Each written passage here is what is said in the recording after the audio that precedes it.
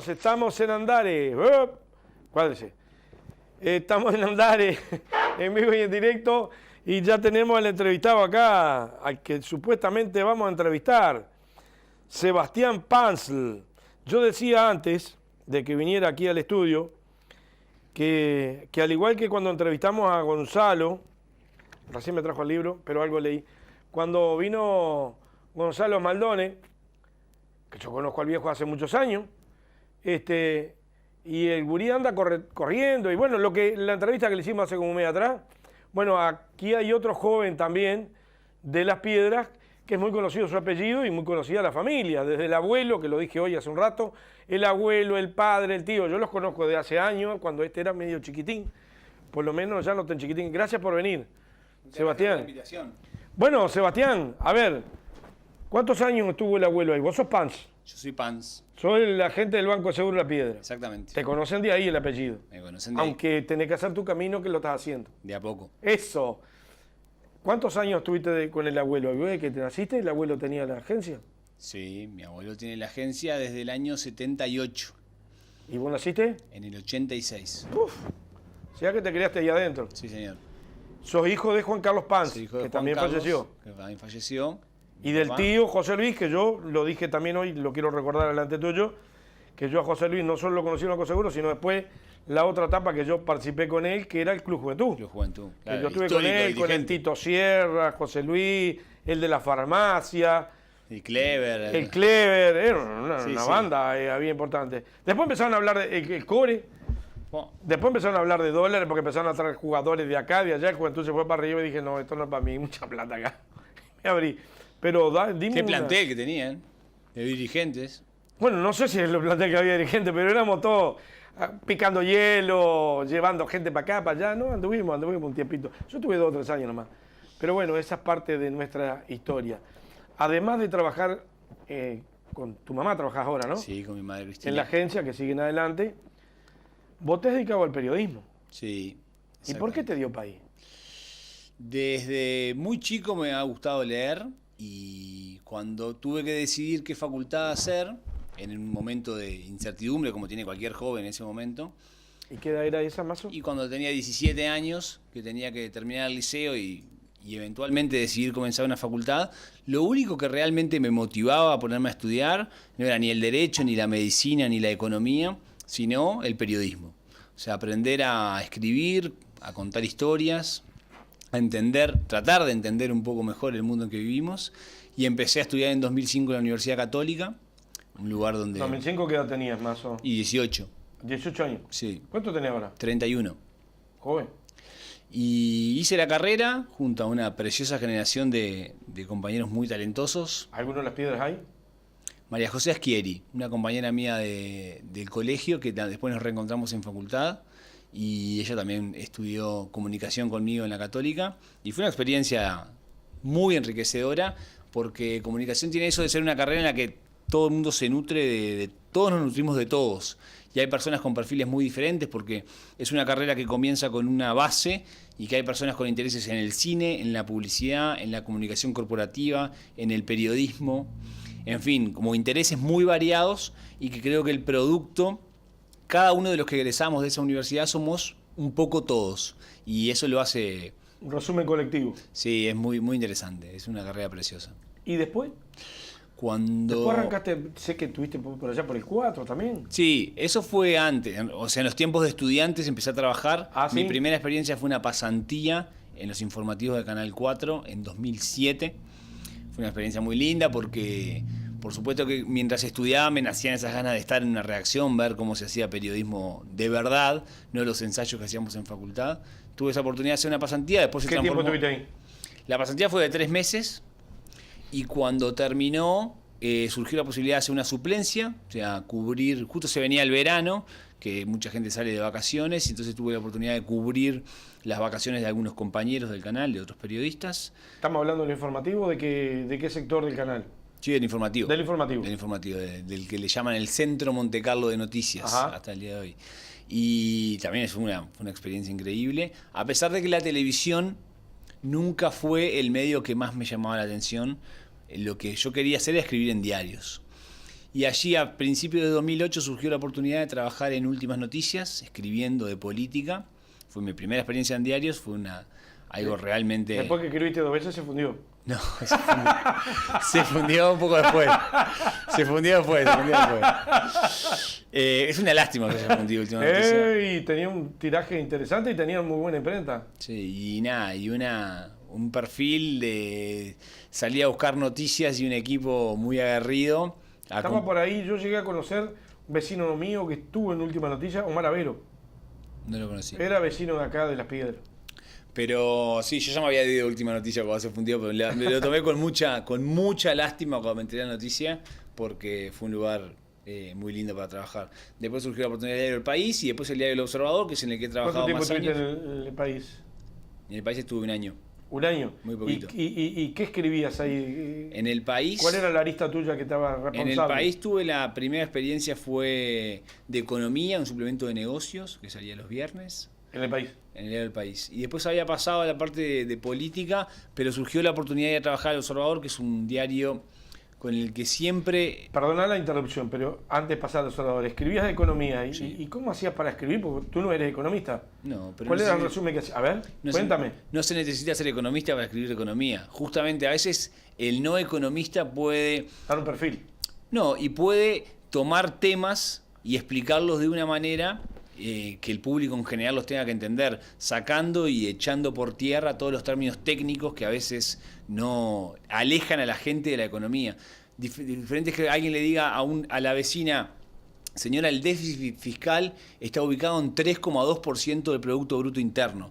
Así te lo cuenta un economista. Quizás hay maneras más amigables de decir lo mismo, decirle: señora, en las cuentas públicas hay un rojo equivalente al 3,2% de toda la riqueza del país. Usted imagínese que en su casa usted tiene un ingreso de 100 y gasta más. Eso se va a transformar en un rojo, siempre va a haber una deuda que usted va a tener a raíz de que está gastando más de los ingresos que está generando, y en definitiva el Estado es una familia grande. Entonces lo mismo, explicar los conceptos económicos tan difíciles a veces de una perspectiva más sencilla del Cuando idioma trabajaste de en la el diario El cotidianidad. País y Sí. basado en ese tema puntualmente, ¿tenías alguna condicionante de la redacción o escribías libremente lo que vos creías que tenías que Proponía escribir? temas en base a, por supuesto, una coordinación con los jefes, Ajá, pero ningún condicionamiento de ningún tipo. nunca. No.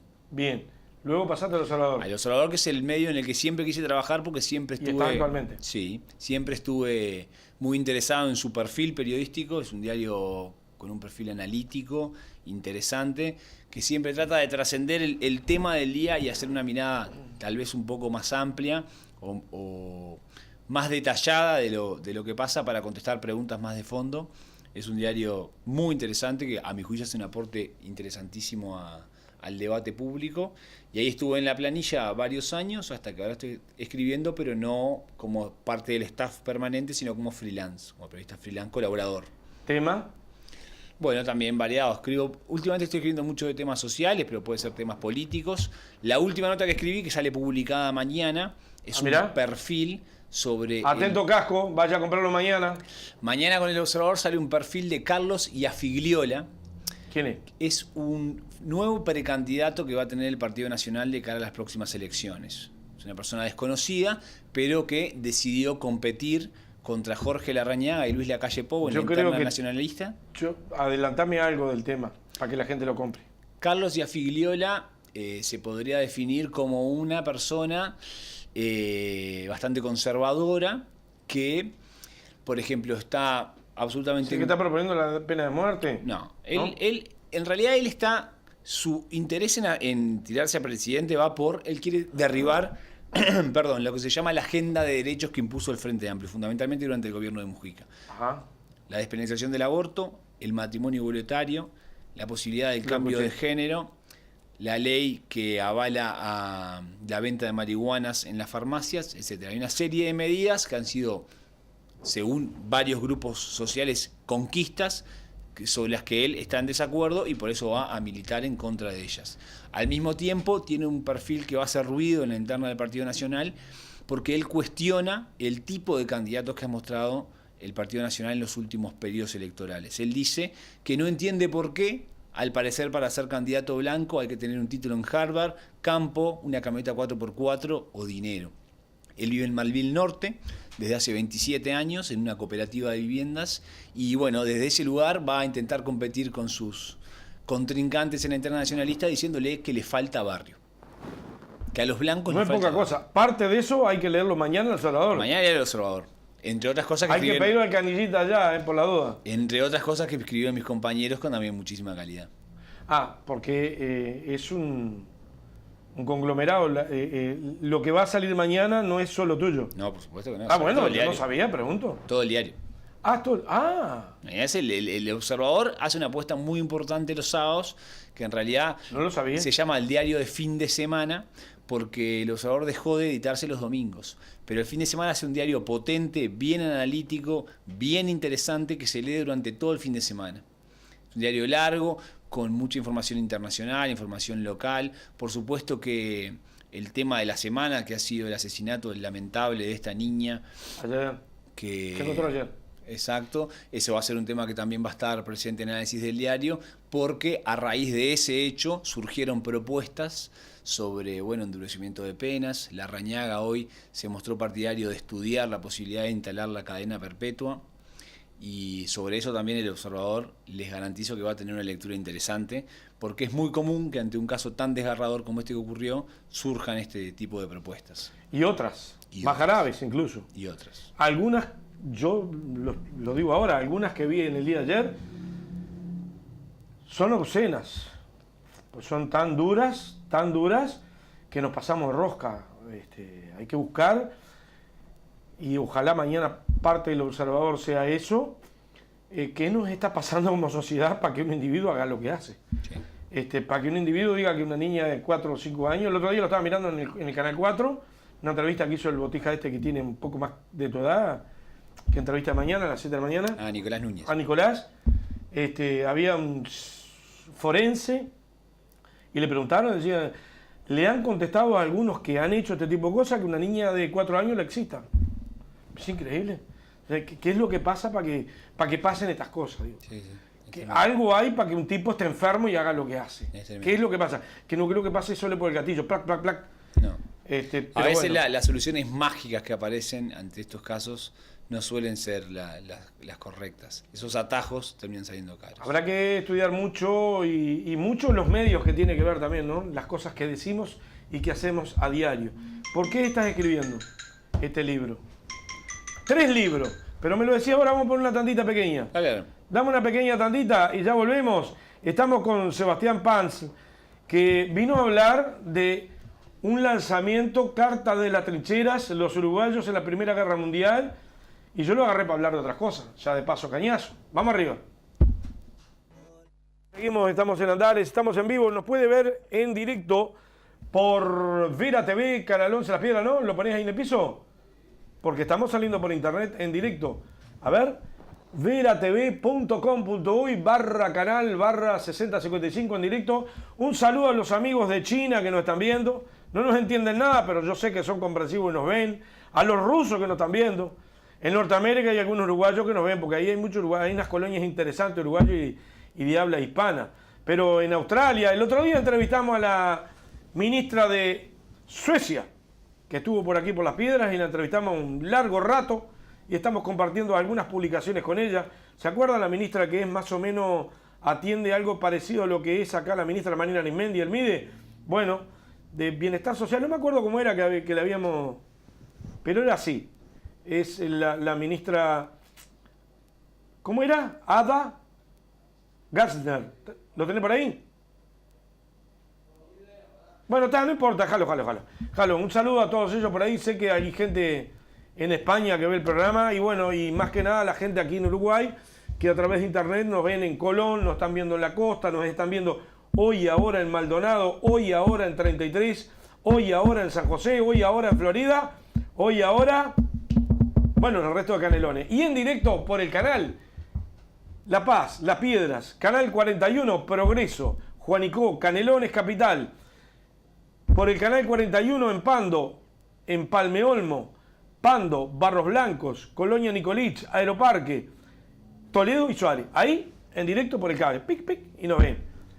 Tiene que ser los canales asociados al cable, ¿verdad? El 8 y el 6 creo que es, o el 2. ¿Cuál es el de Canelones?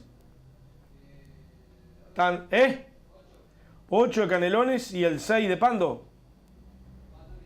Creo que sí que es el Pando. Y los de Pando y los de Canelones también se ven en la grilla de este canal. Estamos con Sebastián Pans, que es un vecino, un gurí nacido acá. Le digo gurí, lo digo cariñosamente, Sebastián, no es disminutivo. No, tranquilo. Incluso porque apreciamos mucho a los viejos tuyos, que los conocemos de hace años, tanto a mamá como a papá, que es fallecido, pero al abuelo también, aunque era medio tosco el viejo, ¿eh? El abuelo se sentaba allá en el fondo y él tenía venía de otra época. Claro. Venía de otra época. Nosotros nos llevábamos muy bien con el tío. Luis. Con José Luis, que era En la calle. Aprendí mucho con él. Aprendí mucho negocio con él. ¿Qué te dio por escribir 3 libros? Tan joven. ¿Cuánto tiempo te llevó a escribir el primer libro? ¿Cuál fue? 1 año y medio. 1 año y medio me llegó el primer libro, que fue sobre la Segunda Guerra Mundial. ¿Y qué escribiste en ese? ¿Cómo se llama el libro? Se llama Tiren cobardes, los uruguayos en la Segunda Guerra Mundial. Y es un libro de temas navales. Conocía la historia de las posibilidades económicas que le trajo a Uruguay las guerras mundiales. Y en el año 42, en pleno auge de la Segunda Guerra Mundial, un buque uruguayo tenía una travesía prevista desde el puerto de Montevideo al puerto de Nueva York a exportar mercaderías. Ajá.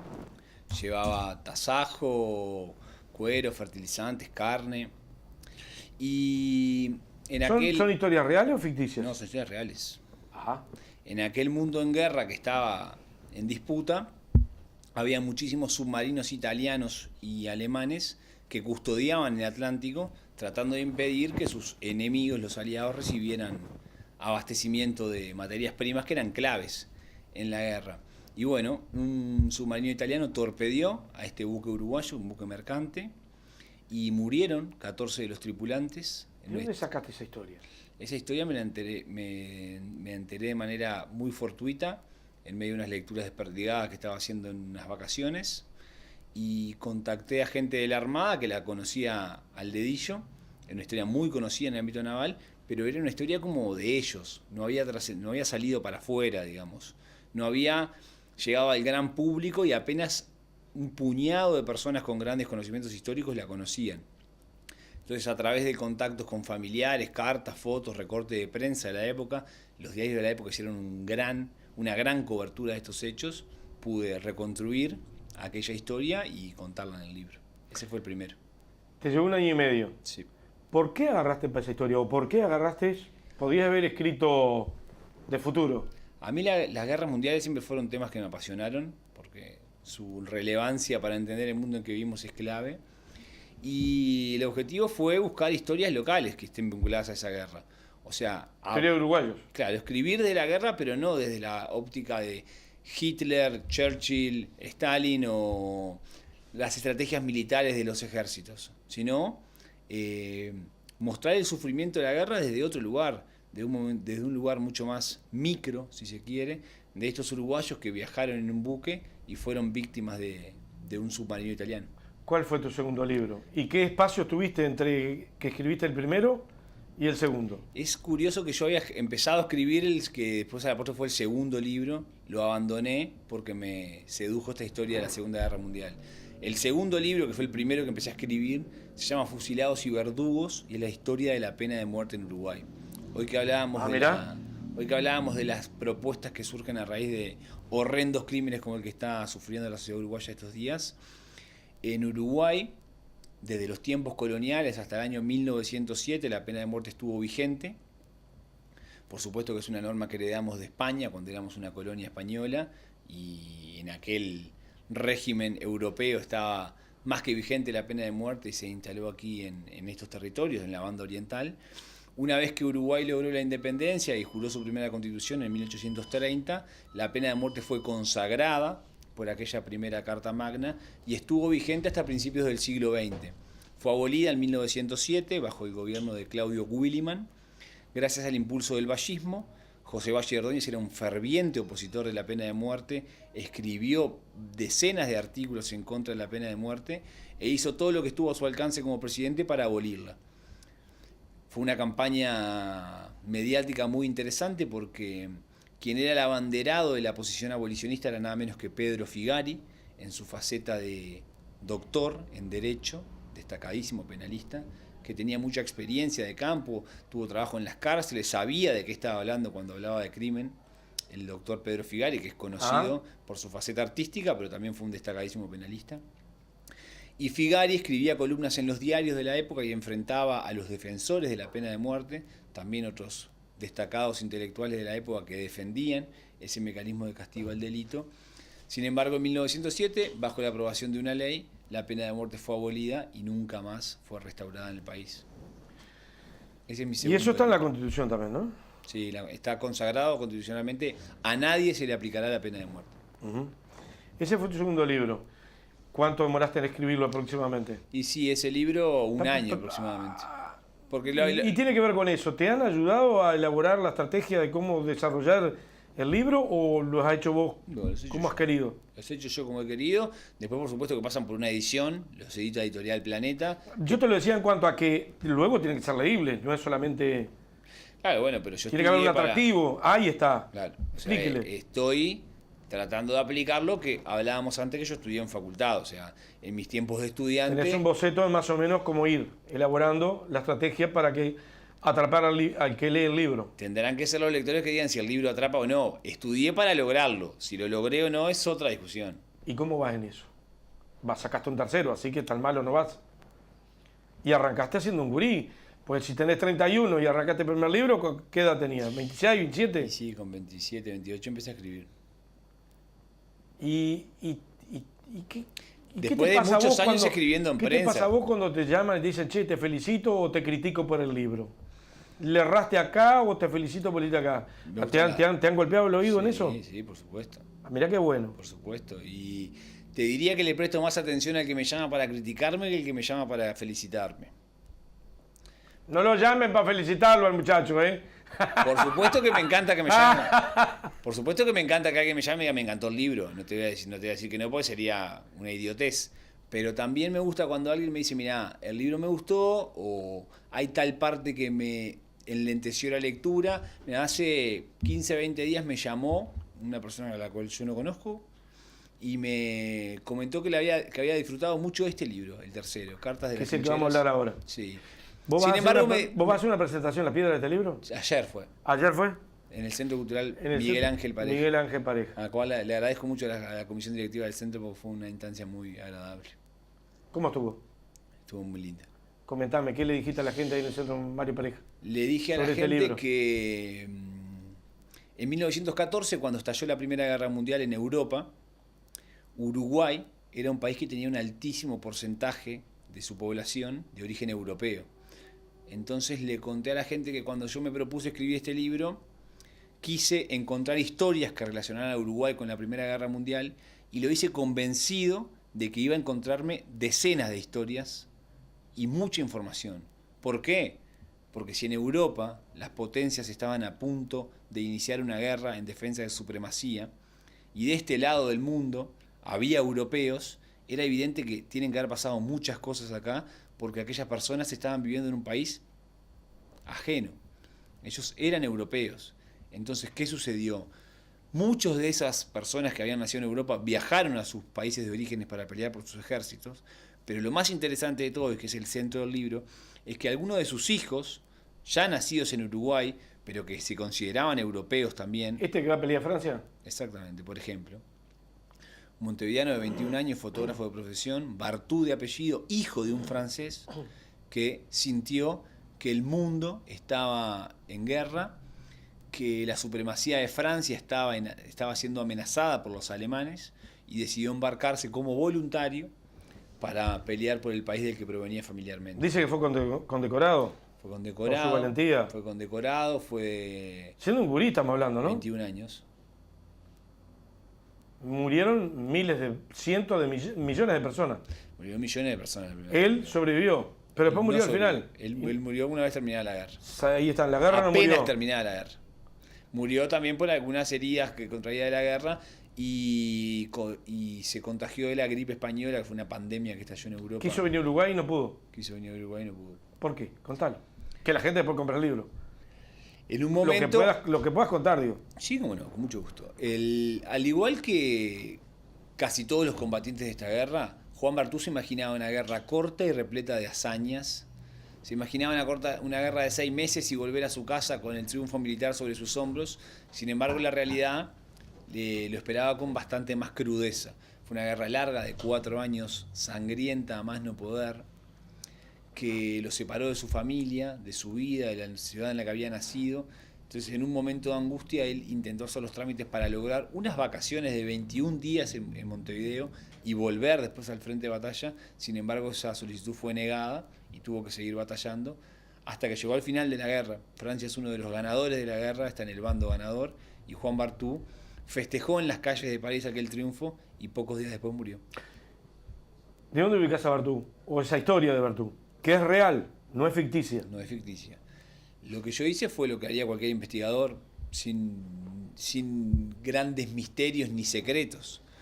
Francia es uno de los países protagonistas de la guerra. Francia tiene una embajada en Uruguay. Llamé a la embajada, me contacté con los funcionarios, le conté mis intereses y les pregunté directamente si conocían historias de uruguayos que habían batallado por Francia. Me llegó la respuesta de que en la embajada francesa, que está en la calle Uruguay Andes en Montevideo, hay una placa que recuerda a los uruguayos que pelearon por Francia. Accedí a esos apellidos y hice algo muy sencillo. Me fijé en la guía telefónica, llamé y me contacté con el sobrino del combatiente, Roberto Bartú, un señor de 90 años, que me proporcionó toda la información, me mostró cartas, fotos. ¿Y quién era el Roberto? ¿Era el tío? Roberto es el sobrino del combatiente. El sobrino del combatiente. Exactamente. Que vive actualmente. Vive. Y gracias a él pudiste desarrollar, contactar y hacer esta historia verdadera, plasmarla en un libro. Claro, de manera de crónica. Acá no hay absolutamente nada de ficción. No existe la ficción en este libro. Es un libro... ¿Cuál es el mensaje que tratás de dar cuando haces cualquiera de estos 3 libros, pero particularmente este último, que es el que está haciendo el lanzamiento, que llama Carta desde las trincheras? A ver si me tomás con esta cámara ahí. Sí, ahí estoy, Carta de las trincheras. Bueno, bien. Jonah, apareció Jonah. ¿Cómo andás? Sácame el teléfono ahí. Ah, bueno. Bien. ¿Cuántas páginas tiene este libro? No sé, 290, creo, 270, no me acuerdo exacto. Ya lo fijamos.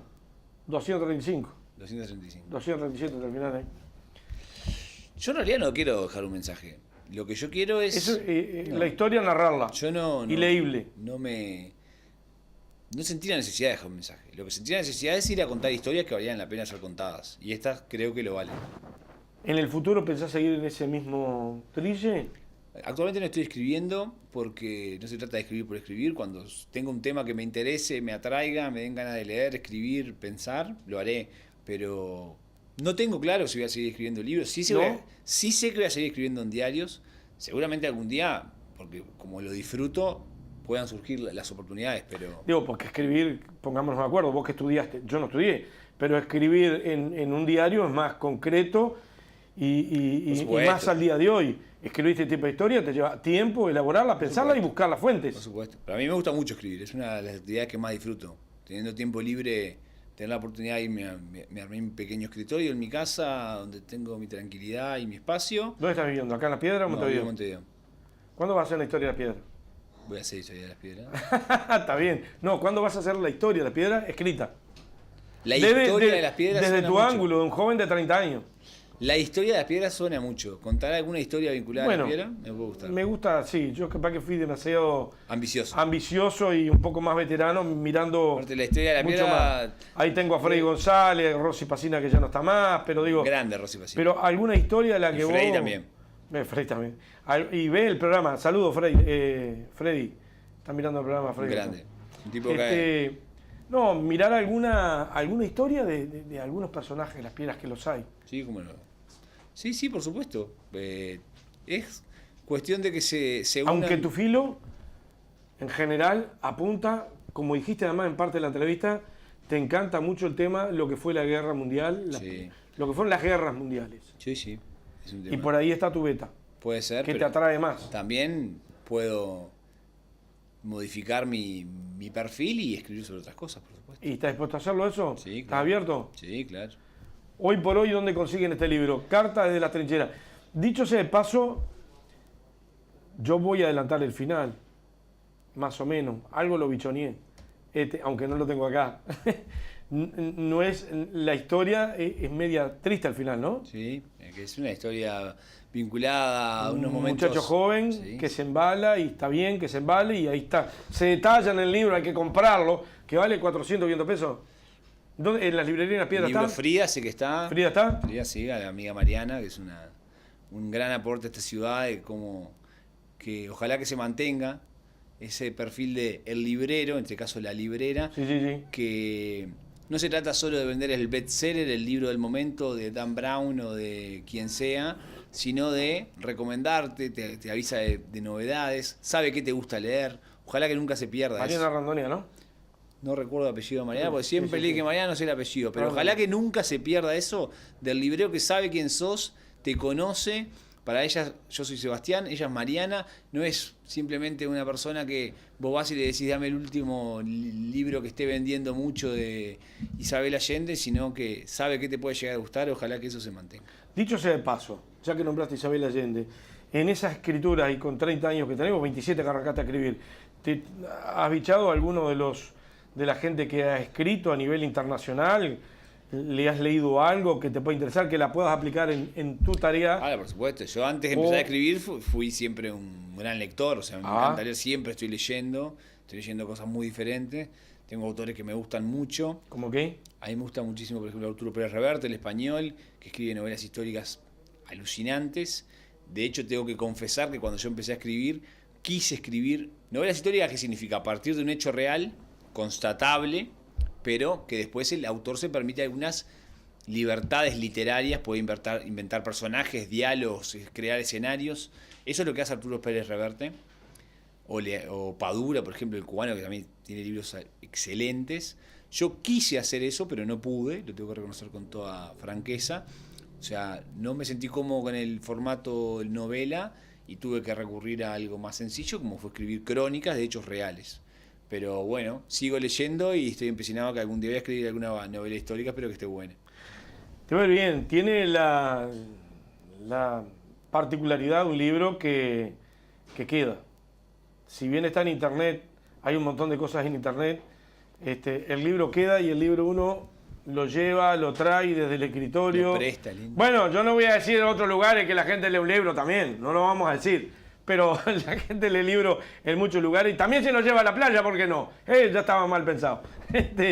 Pero el libro tiene esa particularidad que además va y repasa. Dice que no se subrayan los libros. Dice, pero si hay ¿Se algún puede lector... subrayar? Lo que pasa es que el libro, si vos mañana lo prestás, ese lo está mirando en el subrayado. Eso algún profesor a mí me lo dijo, creo que el Tito López allá en el Liceo de los Cerrillos. Pero bueno, y Vivi Lucho. Vamos arriba El con el Tito Tito. tiene 80 y pico de años. Gracias, Sebastián, Gracias por a vos haber venido por la invitación.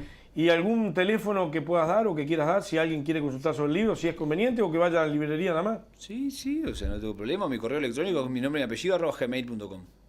SebastiánPanz, @gmail.com. @gmail.com. Exactamente. Y de ahí que se comunique contigo. Me han escrito, sí, ya acá te digo, me gusta que me comenten qué generó el libro del otro lado, para eso escribo, para que alguien lo Bien. lea.